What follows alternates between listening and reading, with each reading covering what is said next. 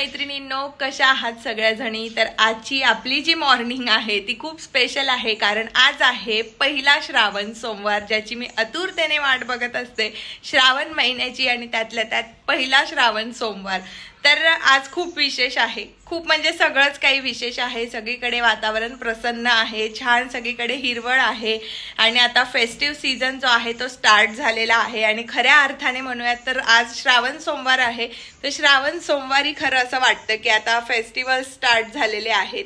तर आजची खूपच छान अशी पूजा वगैरे करण्याचं मी डिसिजन घेतलेला आहे। नेहमीप्रमाणे काहीतरी वेगळं माझ्या मैत्रिणींसोबत शेअर करणारच आहे, पण यावेळी डेकोरेशन व्यतिरिक्त अजून काहीतरी नवीन मी तुमच्यासोबत शेअर करणार आहे, जे तुम्हालाही खूप आवडेल बघायला।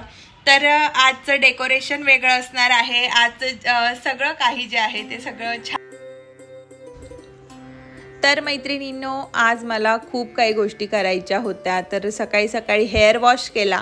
हेअर वॉश केल्यानंतर मग सगळं असं आज उपवास असल्यासारख्या वाइब्स वगैरे येत असतात। तर सकाळी सकाळी मी सगळे पडदे वगैरे ओपन करून घेते। त्यानंतर गॅलरीत एक दोन चक्कर माझे असतात। आज किती झाडांना किती फुलं आलेले आहेत, आज कसं आहे बाहेरचं वातावरण वगैरे सगळं काही बघून घेते। आणि ह्या ज्या उरली तुम्ही बघताय, ह्या मी शिवलिंग बनवण्यासाठी आणलेल्या आहेत मातीच्या। त्यानंतर मग सगळं काही बघून झाल्यावर मग मी व्यवस्थित बाहेरचं जे एरिया आहे सगळं पुसून वगैरे झाडून घेतलं। आणि त्यानंतर मग सगळ्यात महत्त्वाचं कुठलंही शुभ काम सुरू करताना ते म्हणजे रांगोळी। आणि आजची रांगोळी जी आहे ती विशेष आहे, जसं की तुम्ही बघू शकतात, ओम नमः शिवाय, त्यात शंख, बेलपत्र, शुभचिन्ह, स्वस्तिक, त्यानंतर मग नंदीचं चिन्ह आहे। तर हे सगळे शुभ चिन्हांनी बनलेले हे छान असा रांगोळी साचा जो मी पूजा कार्ट यांच्याकडून, मीरा कार्ट यांच्याकडून घेतलेला आहे। तर हे आता अवेलेबल नाही आहेत, हे तेव्हा मी 2 वर्षापूर्वी घेतलेले आहेत। त्यानंतर महादेवांचं सगळ्यात महत्त्वाचं ते म्हणजे ओम, तर ओमचं शुभचिन्ह मी काढून घेतलेलं आहे। रांगोळी साच्यांचा व्हिडिओ ज्या मैत्रिणींनी बघितलेला नसेल किंवा ज्या मैत्रिणी आपल्या चॅनलवरती आता नवीन असतील, तर रांगोळी साच्यांच्या व्हिडिओची लिंक डिस्क्रिप्शन बॉक्समध्ये दिलेली असेल। सेपरेट एक व्हिडिओ केलेला आहे, ज्यात मी 30 ते 40 रांगोळी साचे तुम्हाला दाखवलेले आहेत, तर नक्की तो व्हिडिओ बघा। तर आपल्या भारतीय संस्कृतीत कुठल्याही कार्यक्रमात किंवा कुठल्याही शुभ कार्याची सुरुवात, कुठल्याही पूजेची सुरुवात ही रांगोळीने केली जाते। आणि रांगोळी काढायला मलासुद्धा खूप आवडतं, पण बऱ्याचदा असं होतं ना, जिकडे मी रांगोळी काढते तिथं खूप हवा चालू असते, त्यामुळे इतकी सुंदर काढलेली रांगोळी ती लगेच पुसली जाते। म्हणून सध्या तर मी 8-10 दिवसापासून रांगोळी काढतच नव्हते, बट आता आपला फेस्टिव्ह सीझन स्टार्ट झालेला आहे, सो रांगोळी काढणं तितकंच इसेन्शियल आहे मला, त्याशिवाय त्या वाइब्सच येत नाही। सो म्हणून मी सकाळी सकाळीच हे सगळे कामं जे आहेत ते उरकून घेत असते। 8 दिवसात 2दा किंवा 1दा का होईना मी रांगोळी काढते, आणि ती 5-6 दिवस चालते। सो त्यामुळे मग 8 दिवसात 1दा-2दा मी काढत असते। तर माझ्याकडे ना ही समईची रांगोळी साचा आहे, खूप छान वाटतो। यात माझ्याकडे 2 प्रकार आहेत। जेव्हा मी हे असं काहीतरी विशेष रांगोळी काढते ना, त्याच्या आजूबाजूला मला हे 2 समईचे साचे मी उमटवते। आणि मध्ये जे यंत्र दिसतंय ते रुद्र यंत्र आहे। आज रुद्र यंत्राला सुद्धा फार महत्त्व आहे, आणि रुद्र अभिषेक सुद्धा माझा चालू असतो। तुम्हाला जसं की माहीतच आहे, मी श्रावण सोमवारी स्पेशली रुद्राभिषेक करते, आणि रुद्राभिषेक करून जे पाणी असतं ते घरातल्या आजारी माणसाला किंवा लहान मुलांना द्यायचं। आणि संपूर्ण घरात ते पाणी जे आहे ते शिंपडल्याने आपल्या घरातली निगेटिव्हिटीसुद्धा दूर होते। स्पेशली आजारी माणसांसाठी रुद्राभिषेकाचं पाणी खूप महत्त्वाचं मानलं जातं। सो त्यामुळे रुद्राभिषेक करते, आणि आज रुद्रयंत्रालाही तितकंच महत्त्व आहे, म्हणून रुद्रयंत्राची रांगोळी काढलेली आहे। त्यानंतर कामधेनूची रांगोळी आहे माझ्याकडे, खूप सुंदर आणि रेखीव डिझाईन यावर आहे। उमटवल्यानंतर अतिशय सुंदर असं दिसतं। तर किती छान हे सगळे शुभचिन्ह एकत्र करून छान अशी ही रांगोळी तयार केलेली आहे। मला पर्सनली खूप छान वाटतं ह्या सगळ्या गोष्टी करायला, खूप आनंद मिळतो, आतून प्रसन्न वाटतं। तर आता मी व्यवस्थित ती टाईल वगैरे ठेवून घेतलेली आहे। भरपूरशा मैत्रिणींनी विचारलं ही टाईल कुठून घेतली, तर ही मला हव्या त्या शेपमध्ये मी कापून घेतलेली आहे। तुम्हाला कुठेही मार्बलच्या शॉप्समध्ये मिळून जाईल। त्यानंतर जेव्हाही आपण रांगोळी काढतो तिला कोरी कधीच सोडायची नसते, तिला हळदी कुंकू करायचं असतं, तेव्हाच ती रांगोळी जी आहे ती पूर्ण असते। आणि जेव्हा तुम्ही अशा काळ्या दगडावर पांढरी शुभ्र रांगोळी आणि त्यानंतर हळदी कुंकू जेव्हा त्यावर टाकतात, वाहतात, तर एक वेगळंच सौंदर्य त्या रांगोळीला येतं आणि खूप छान वाटायला लागतं। तर अशा पद्धतीने मी छान असं हळदी कुंकू रांगोळीवर टाकून घेते। त्यानंतर रांगोळीला शुभ लाभ जे माझे लावलेले आहेत साईडला, तर तिथे मी छान असे रेड किंवा येलो कलरचे फुलं ठेवते। तुळशी मी आता ठेवणार नाही आहे, कारण सध्या माझ्या तुळशीला उन्हाची फार गरज आहे। मी फक्त एखाद्या शुभ दिवशी किंवा पूजेच्या दिवशीच तुळशी बाहेर ठेवत असते, बट आता सध्या नाही ठेवणार आहे। तर सगळं झाल्यानंतर फायनल लुक तुम्ही बघू शकतात, किती सुंदर वाटते हळदी कुंकू वाहिल्यानंतर। ॲक्च्युली माझ्या नखांना मी ॲक्रेलिक नेल एक्सटेन्शन केलेले आहेत, त्यामुळे प्रॉपर चिमूट भरून मला ते टाकता येत नव्हतं, सो म्हणून कुठे कमी कुठे जास्त झालेलं आहे। तर त्यानंतर घरात आले। घरात आल्यानंतर महादेवांना माळ चढवली छान अशी।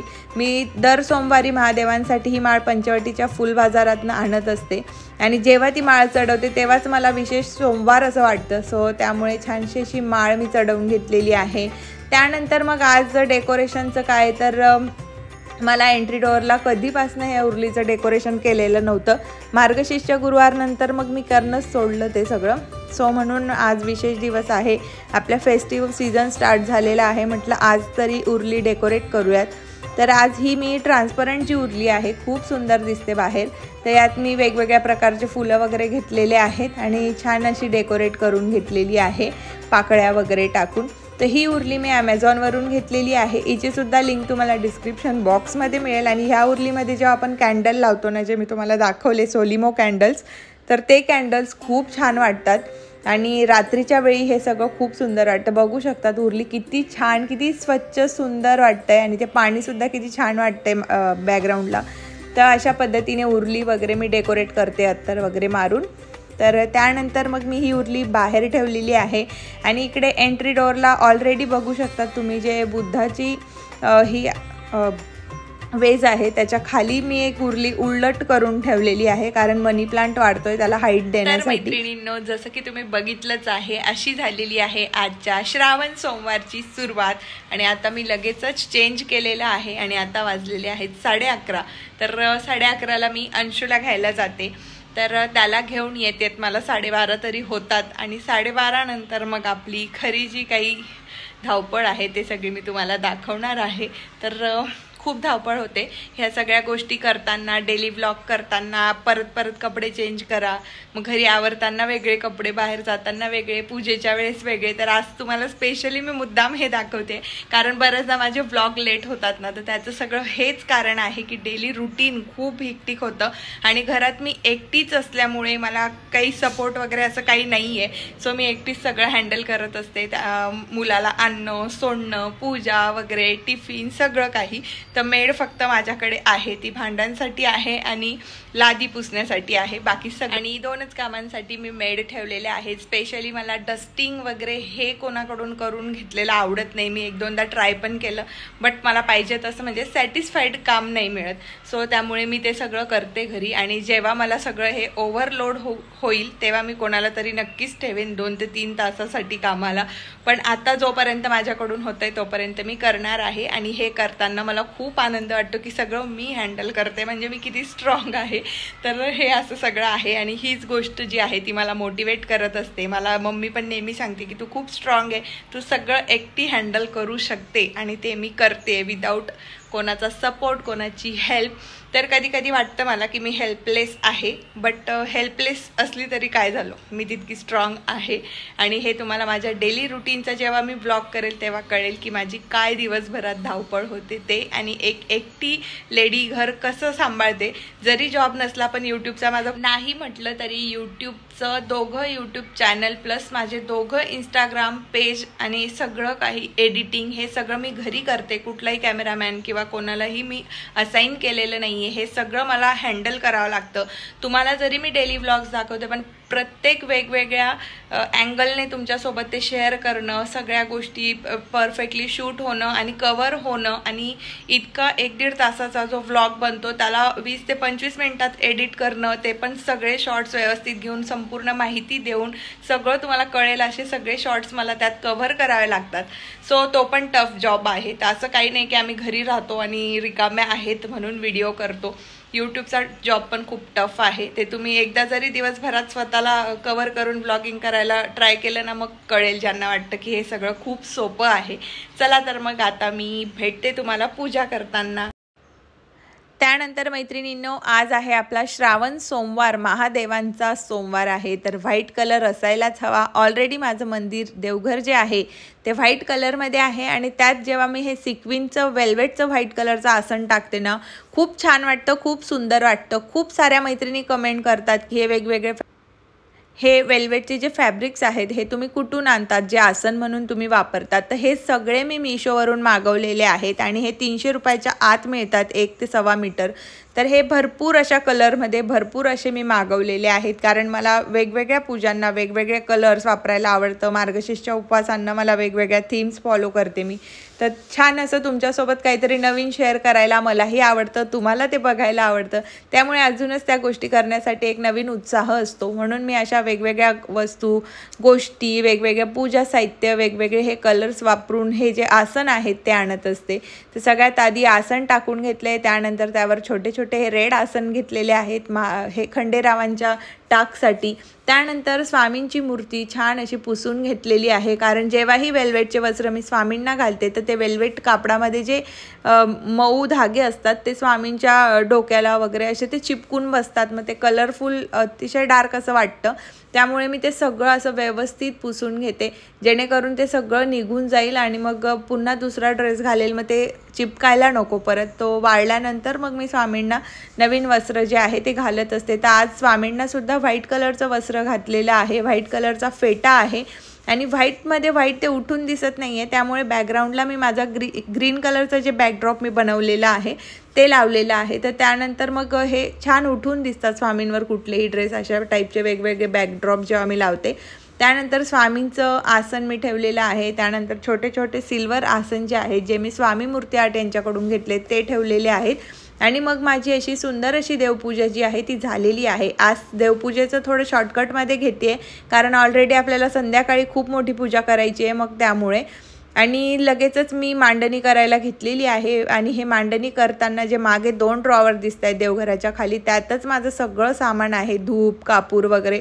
तर ते सगळं आठवणीने मला काढून घ्यावं लागतं, नाहीतर मग ही पूजा पुन्हा पुन्हा उचलता येत नाही. सो म्हणून मग सगळं काही साहित्य मी काढून घेतलं, सगळं ताट वगैरे तयार करून घेतलं आणि नंतर मग ही मांडणी मी करते. तर मांडणीसाठी सुद्धा व्हाईट कलरचं कापड मी वापरलेलं आहे, जे महाशिवरात्रीच्या वेळी 2 मी बनवून घेतलेले.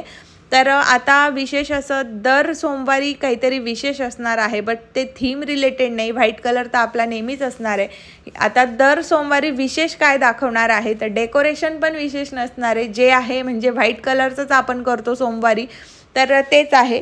बट विशेष दुसरं आहे, ते तुम्हाला प्रत्येक सोमवारच्या म्हणजे श्रावण सोमवारच्या व्लॉगमध्ये बघायला मिळेल. आता जशी व्हाईट थीम केलेली आहे तशीच व्हाईट थीम असेल, सगळं असेल, डेकोरेशन व्हाईट असेल. बट एक अशी मेन गोष्ट आहे जी खूप डिफरंट असणार आहे. आता ती नेक्स्ट व्लॉगमध्ये तुम्हाला बघायला मिळेल. तुमची उत्सुकता अजूनच मी वाढवते असं सांगून. तर त्यानंतर 2 पाटं ठेवले, त्यावर व्हाईट कलरचं आसन घातलं आणि त्यानंतर छोटे स्क्वेअरमध्ये जे माझ्याकडे पाट होते ते ठेवले. त्यानंतर कोरे कॉटनचे हे जे 2 रुमाल आहेत, तर हे 2 कोरे रुमाल मी घेतलेले आहेत. मला ना अगदी सिंपल, सोबर आणि सटल लुक हवा, ज्यात व्हाईट कलर जास्त असेल आणि डार्क कलर फक्त एक असेल. जसं की मी देवघरात रेड फुलांनी हायलाईट केलेलं आहे व्हाईट कलरला, तर तसं मला आज सिंपल, सोबर आणि सटल पूजा हवी होती. त्यानंतर मग महादेवांचा अभिषेक करण्यासाठीचं पात्र, त्यानंतर गळती घेतलेली आहे. हे सगळं मी व्यवस्थित अशी मांडणी करून घेतलेली आहे. रुद्रयंत्र ठेवलेलं आहे. रुद्रयंत्राखाली एक छोटीशी प्लेट आहे. ती प्लेट तुम्ही श्रीयंत्राच्या खालीसुद्धा ठेवू शकतात, बट तुम्ही मागे बघू शकतात देवघरात मी छोटे छोटे पाट आहेत स्क्वेअरचे, त्यावर रुद्रयंत्र आणि श्रीयंत्र ठेवत असते. रुद्रयंत्र महादेवाच्या लिंगाखाली, पिंडखाली, आणि त्यानंतर मग महालक्ष्मीच्या समोर अगदी तिथे मी श्रीयंत्र ठेवत असते. तर रुद्रयंत्राची मांडणी करून झाली आहे, त्यावर गळती ठेवली आहे. आणि जेव्हा मी अभिषेक करेल तर ओम नमः शिवायचा जाप चालू असताना रुद्रयंत्रावर सुद्धा कंटिन्यू अभिषेक होत राहील, म्हणून मी गळती ठेवलेली आहे. कारण एकटीकडून दोघांवर पाणी घालणं, अभिषेक करणं शक्य नाही. त्यामुळे तर मैत्रिणींनो, मी आता रेडी झालेली आहे आपल्या पहिल्या श्रावण सोमवारच्या पूजेसाठी आणि मी पार्थिव शिवलिंग पण बनवलेली आहे, जसं की तुम्ही व्हिडिओजमध्ये बघितलेलंच असेल। तर आता मी सुंदर अशी ही व्हाईट साडी विथ कॉपर जरी कॉपर बॉर्डरवाली व्हाईट साडी वेअर केलेली आहे। छान असे हे सध्याचे माझे करंट फेवरेट झुमकीज तुम्ही म्हणू शकता। छान सिंदूर टिकली लावलेली आहे। बऱ्याचशा जणी सांगतात मोकळे केस सोडून पूजा करू नये, पण माझे केस थोडे का असे ना बांधलेले असतात। फक्त आषाढी एकादशीच्या व्हिडिओमध्ये माझं शूट होतं 2-3 दिवसात, मग मी केस जास्त बांधत नव्हते। माझ्या केसांना नॅनोप्लास्टिया केलेला आहे, सो असं घट्ट मी त्यांना बांधू शकत नाही। आणि आता आहेत छान केस वाढलेत मस्त, तर मला पण वाटतं की मी थोडं फ्लेक्स करावं, केसांना थोडंसं स्टाईल करावं।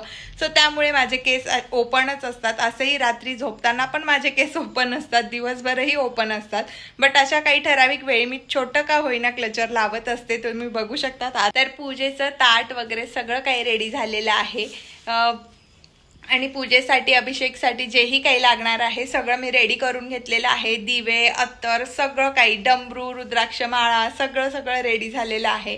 छानशी सजावट केलेली आहे पार्थिव शिवलिंगाला, जी तुम्हाला मी सजावट करतानाच्या क्लिप्स घेतलेल्या नाहीयेत, कारण खूप मला लेट होत होतं, सगळं पटापट केलं। आणि चला मैत्रिणींनो, आता स्टार्ट करूया महादेवांचा छानसा असा अभिषेक। तर पूजेचं ताट वगैरे सगळं काही रेडी झालेलं आहे आणि पूजेसाठी अभिषेकसाठी जेही काही लागणार आहे सगळं मी रेडी करून घेतलेलं आहे। दिवे, अत्तर, सगळं काही, डमरू, रुद्राक्ष माळा, सगळं रेडी झालेलं आहे। छानशी सजावट केलेली आहे पार्थिव शिवलिंगाला, जी तुम्हाला मी सजावट करतानाच्या क्लिप्स घेतलेल्या नाहीयेत, कारण खूप मला लेट होत होतं, सगळं पटापट केलं। आणि चला मैत्रिणींनो, आता स्टार्ट करूया महादेवांचा छानसा असा अभिषेक। चला तर मग स्टार्ट करूया शिवलिंगाचा अभिषेक। तर भरपूर जणींनी महाशिवरात्रीच्या व्लॉगला कमेंट केले, ताई तुम्ही पदर घेतलेला नाहीये, माझे केस इतके सिल्की आहे ना, तर पदर तर डोक्यावर राहतच नाही। तर मी असा शोल्डरवरून घेत असते आणि बऱ्याचदा अभिषेक वगैरे करताना ना ते सुद्धा खाली सटकून येतं। हा तर प्रत्येक स्त्रीला, प्रत्येक लेडीजला हा प्रॉब्लेम माहीत असेल, तरी का माहीत की बऱ्याचशा जणी अशा मुद्दामच काहीतरी निगेटिव्ह, बऱ्याचशा नाही म्हणणार मी, बोटावर मोजण्या इतक्या 2-3 जणी असतात ज्या फक्त पूजेच्या व्लॉगमध्ये चुका काढण्यासाठी आलेल्या असतात। आणि मी अशा लोकांना 1% सुद्धा भाव देत नाही, कारण मला पॉझिटिव्ह लोक आवडतात। माझं काम आहे लोकांपर्यंत पॉझिटिव्हिटी पोहोचवणं, सगळीकडे पॉझिटिव्हिटी क्रिएट करणं माझ्या सुंदर पूजांच्या मार्फत। तर ह्या गोष्टींकडे मी जास्त लक्ष देत नाही, पण आता मला अचानक ते आठवलं व्हिडिओमध्ये बघताना, जेव्हा मी व्हॉइस ओव्हर करते, सो म्हणून बोलले। तर कुठल्याही पूजेची सुरुवात आधी मी कुलदैवतला दिवा लावून करते। तर आमची कुल स्वामिनी जी आहे तुळजाभवानी माता, तर मी तिथे दिवा लावलेला आहे तुपाचा। त्यानंतर सगळ्या देवांना एक तुपाचा दिवा लावला आहे। त्यानंतर मेन देवघरात जो 24 तास चालतो आमच्या घरी दिवा, तो लावून घेतलेला आहे। आणि पुन्हा महादेवाला शिवलिंगासाठी मी एक दिवा लावलेला आहे। तर असे एकूण 3 तुपाचे आणि 1 तेलाचे असे 4 दिवे माझ्या देवघरात मी आत्ता लावलेले आहेत। त्यानंतर धूप, दीप, अगरबत्ती हे सगळं झाल्यानंतर मग मी अभिषेकला सुरुवात करणार आहे। तर बघायला गेले तर प्रत्येक पूजेत असंख्य असे नियम आपल्या माणसांनीच तयार केलेले आहेत, हे करायला हवं किंवा हे करू नये। तर मी जास्त नियमांच्या बंधनात अडकत नाही। मला ज्या गोष्टींनी पॉझिटिव्हिटी मिळते, ज्या गोष्टी केल्याने मला आनंद मिळतो, मी देवाची पूजा जी आहे ती अगदी मनापासून आणि स्वच्छ मनाने करत असते।